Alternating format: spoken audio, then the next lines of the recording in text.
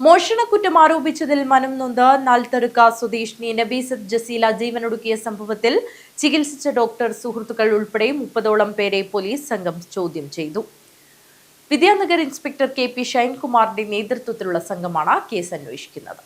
സ്വർണ്ണമോഷണക്കുറ്റം ആരോപിച്ചതിൽ മനംനൊന്ത് നാലുത്തടുക്ക സ്വദേശിനി നബീസത്ത് ജസീല ജീവനൊടുക്കിയ സംഭവത്തിൽ പോലീസ് അന്വേഷണം ഊർജിതമാക്കി.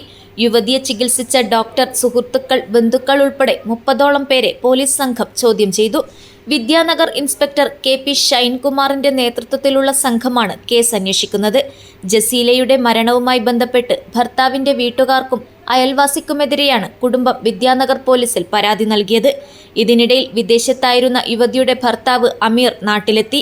ഇവരെയും ചോദ്യം ചെയ്യുമെന്ന് പോലീസ് വ്യക്തമാക്കി. കഴിഞ്ഞ ഞായറാഴ്ചയാണ് ജസീല നാൽത്തടുക്കയിലുള്ള വീട്ടിൽ വച്ച് എലിവിഷം കഴിച്ചത്.